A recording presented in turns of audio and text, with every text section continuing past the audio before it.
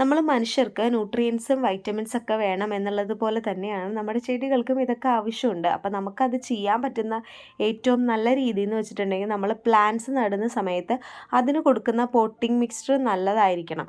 Means നമുക്ക് നല്ല അത്രയും കട്ടിയുള്ള മണ്ണുകൾ ചേർക്കാൻ പാടില്ല. അന്ന് നല്ല ലൂസായി പോകുമ്പോൾ ചില ചെടികൾക്ക് അങ്ങനെ ഉണ്ടാവും.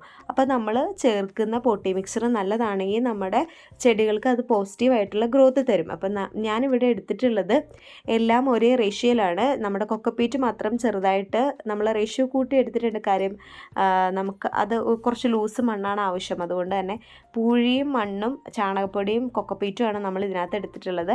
ആദ്യം തന്നെ നമ്മൾ ചെടി വയ്ക്കാൻ ഉദ്ദേശിക്കുന്ന ചെടി കഴിഞ്ഞ ദിവസം ഞാൻ വീഡിയോ കാണിച്ച അതേ ചെടിയാണ് നമ്മൾ വയ്ക്കുന്നത്. ബെഗോണിയും അതുപോലെ തന്നെ കാക്കപ്പൂവും പിന്നെ സ്പൈഡർ പ്ലാന്റും അങ്ങനെ 2-3 പ്ലാന്റ്സ് ആണ് വെക്കുന്നത്.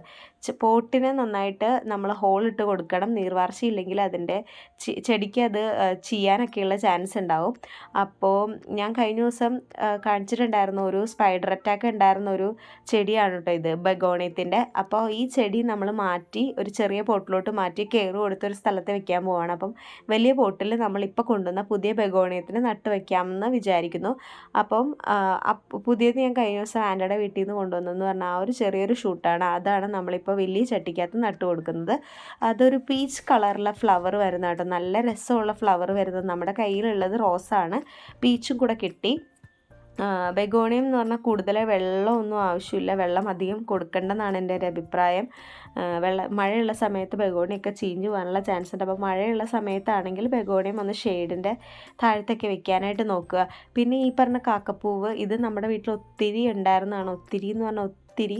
ലാസ്റ്റ് നമ്മൾ പറിച്ച് കളഞ്ഞതാണ്. പക്ഷേ പറിച്ച് കളഞ്ഞ് കുറച്ച് നാൾ കഴിഞ്ഞപ്പോൾ എനിക്കിതിൻ്റെ ഒരു തൈ കിട്ടി വേറൊരു സ്ഥലത്തുനിന്ന്. പക്ഷെ പിന്നെ കിളുത്തിട്ടുണ്ടായിരുന്നില്ല. ആ ചെടിയുടെ ശാപമായിരിക്കും പിന്നെ ഈ ചെടി എൻ്റെ വീട്ടിൽ കിളുത്തിട്ടില്ല. അതുപോലെ നമുക്ക് അടീനിയത്തിൻ്റെ 2-3 തൈകൾ കിട്ടിയിട്ടുണ്ട്. അടീനിയം നടുമ്പോൾ അടീനിയത്തിൻ്റെ ഭംഗി കൂട്ടുന്നത് തന്നെ അതിൻ്റെ ആ ഒരു സ്റ്റെമ്മാണല്ലോ.